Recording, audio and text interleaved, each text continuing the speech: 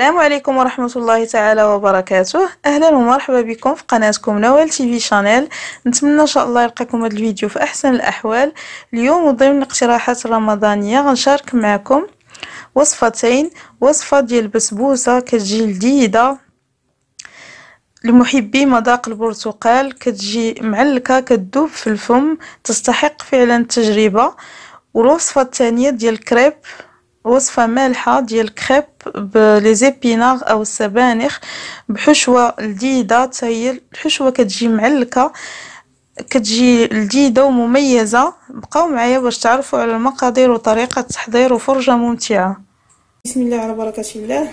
غنحتاجو لتحضير هاد البسبوسه. عندي 3 البيضات بحراره المطبخ، الفانيل للتنسيم، قبصه ديال الملح، قشور البرتقاله، كاس ديال السكر ما يعادل 110 غرام. عندي هنا 125 غرام ديال الزيت ما يعادل كاس ديال العنبه معامر، 50 غرام ديال الكوك ايضا كاس ديال العنبه معامر، 125 غرام ديال عصير البرتقال، واحد الياغورت بنكهه الفاني او ياغورت طبيعي. عندي 150 غرام ديال الدقيق الابيض، و160 غرام ديال سميد الحرشه، وجوج ساشيات ديال خميره الحلويات فئه 8 غرام. على بركه الله. ممكن تخلطوا هاد المكونات كلهم في خلاط الكهربائي او تضربوا بهذا الميكسور بلونجور. بسم الله. غنطرب البيض مع السكر حتى ينسجموا ونضيف الزيت.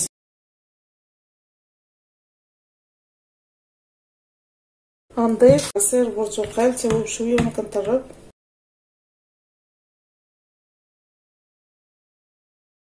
غنضيف الياغورت طبق،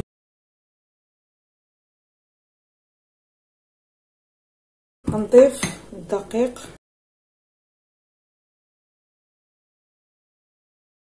غنضيف جوز الهند او الكوك،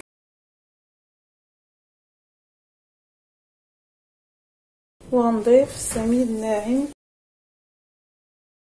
واخا تشوفوها هكا خفيفه كنعرفوا السميد كيشرب، جوز الهند ايضا كيشرب. غنضيف جوج ساشيات خميره الحلويات كي قلت لكم. غنخلط المكونات مزيان.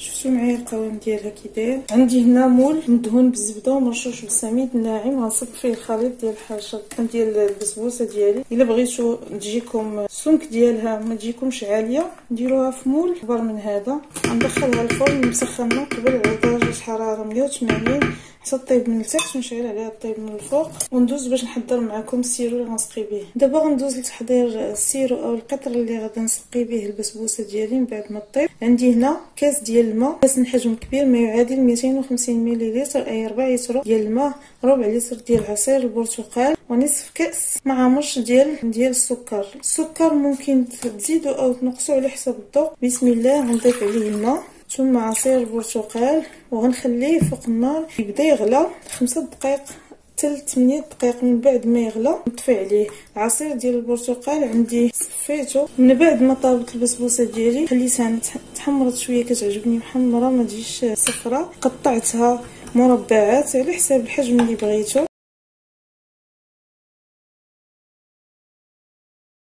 السيرو ديالي من بعد ما خليته غلا 6 دقائق تقريبا غنسقي به وسخون. غنسقي به البسبوسه كي قلت لكم بارده. غنصبو كامل وغنخليها تشرب مزيان على خاطرها. بغيتو تقدموها في العشيه من الاحسن تحضروها في الصباح، بغيتو ديروا تخليوها للفطور او تحضروها مثلا في هكا في الليل وتسقيوها كتصبح مشربه. شحال ما تشربت السيرو شحال ما مزيان. وهذه هي البسبوسه اللي تشاركت معكم اليوم. قدمتها على هذا الشكل، كتجي لذيذه مسقيه مزيان كي قلت لكم. سقيوها وخليوها تشرب. قدمتها على هذا الشكل كيف ما قلت لكم. زينتها بشويه البيستاش وانصاف الليمون معسله. نتمنى ان شاء الله تجربوها، اكيد ان شاء الله غادي تعجبكم. تحضروها للفطور للغودي، تقدموها لضيافكم، تحضروها للفطور والسحور في رمضان. شفتوا معايا كيفاش كتجي عاليه. الا بغيتو السمك ديالها يجيكم رق من هكا ديروها في مول كبر من هكا. نتمنى ان شاء الله تعجبكم. طبقوها وتشاركوني التطبيقات ديالكم. ودابا ندوزو نحضروا الوصفه المواليه. بسم الله على بركه الله. غنحتاجو لتحضير هذا الكريب بالسبانخ. عندي هنايا 150 غرام ديال لي زيبيناغ اللي مغسولين ورطبتهم في الماء غليان. الماء حتى غلا وطفيت عليه وخليتهم فيه حتى دبالو. عندي هنايا 40 غرام ديال اللوز، ممكن ديروا حتى 50 غرام اللي مسلوق، او تستعملوا الا ما عندكمش مسلوق او مقشر. ديروا بودره اللوز، شويه البزار، شويه الملح، 3 البيضات بحراره المطبخ، 250 غرام ديال الطحين، 4 لتر ديال الحليب، ونصف كاس ديال زيت المائده. ندوزو التحضير. بسم الله. غنعمل هاد البيضات، يا اما ديروا تخلطوا ميكسور بلونجور او في الكاس ديال الخلاط الكهربائي. نضيف الحليب، غنضيف الملحه في اللوز حتى هو كيزيدوا للذة، ممكن تستعملوا اكثر من 40 غرام اللي مستعمله انا. غنضيف هاد السبانخ. هاد لي كريب كيجيو لذاذين والاهم صحيين، كنعرفوا الوليدات الصغار كيعجبوهم لي كريب،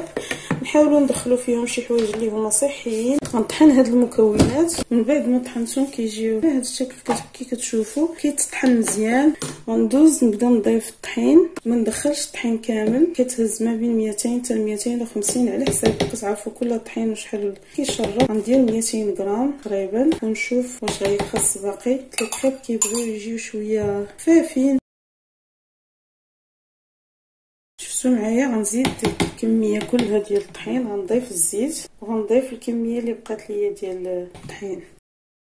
شفتوا القوام ديالها كي كيكون، كتكون سائله ماشي عاقده. نخلي هذا الخليط يرتاح على الاقل نص ساعه حتى ساعه، شحال ما ارتاح وشحال ما مزيان. بالنسبه للحشوه ديال هاد الكريب، عندي هنا صدر ديال الدجاج اللي مقطعه، قطعوه شرائح رقيقه بحال هكا، او تقطعوه مكعبات. سبانخ او لي زيبينار اللي غسلتهم وصفيتهم قطعتهم، 160 غرام. عندي هنا شامبينيون معلب، الا توفر لكم شامبينيون طري ممكن ديروه. بصله مشلضه كبيره. غندير هادشي كله يتشحر فوق النار. الدجاج عندي ديجا مشرمل. عندي ملعقه ديال المطارد، تقريبا هذا اكثر من نص كيلو ديال الصدر ديال الدجاج. ملعقه كبيره ديال المطارد. الملح على حساب الذوق، كنديروا بحساب اننا مستعملين مطارد كتكون مالحه. صلصه الصوجا، بودره ديال الثوم، ملعقه صغيره عامره ديال القزبور يابس، وشويه الهريسه، سكنجبير، شويه البزار، وعصير الحامض، نصف حامضه تقريبا. خلطتهم كاملين مع 2 معالق ديال الياغورت الطبيعي، وتشرملوا. من البارح انا درتهم، ممكن ديروهم نص ساعه او ساعه قبل الا ما عندكمش الوقت. من بعد ما تشحروا عندي مزيان المكونات، البصله مع الشامبينيون مع الدجاج، ضفت ليهم 2 قطع ديال الجبن مثلث. الا عندكم الكريمه سائله تستعملوا نصف كاس، استعملت عوضها 2 معالق. الا ما كانش عندي كنستعمل عوضها الجبن. هاد الجبن المثلثات مع 2 معالق ديال المايونيز، ونحركهم حتى ينسجموا مع هاد الحشوه، يذوبوا ونحيدهم منه. من بعد ما حضرت الحشوه ديالي، غندوز باش نطيب الكريب. سبق لي قلت لكم شاركت معكم الوصفه ديال الكريب، انني كنطيبهم غير هكا المقله الوجديه، كندهنها بالزيت. نحركوا الخليط ديال الكريب. بسم الله. كديروا الحجم اللي بغيتو، كديروا كبارين متوسطين اللي بغيتو.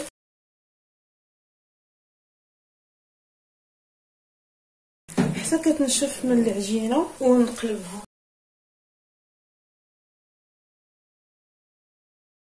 كنقلبها، نستنى عليها تحمر، ماشي تحمر كاريمون، الطياب اللي كنعرفوا ديال الكريب.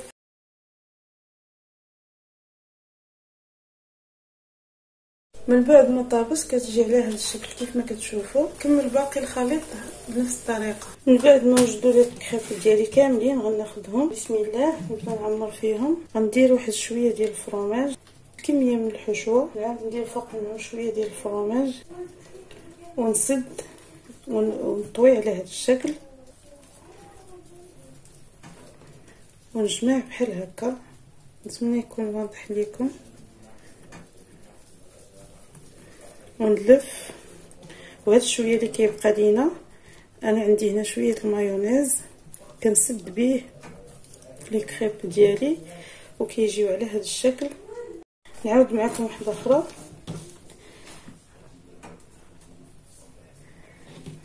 غندير كميه من الفرماج، شويه قليل، والقليل من الحشوه،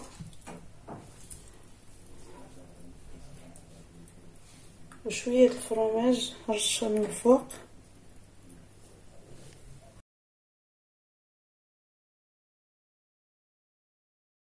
غنكمل بحال هكا تنعمر لي كريب اللي عندي كاملين. وهادو هما لي كريب ديالي اللي شاركت معكم اليوم، اللي بلي زيبينار او السبانخ. كيجيو لذاذين. قدمتهم على هذا الشكل كما كتشوفوا.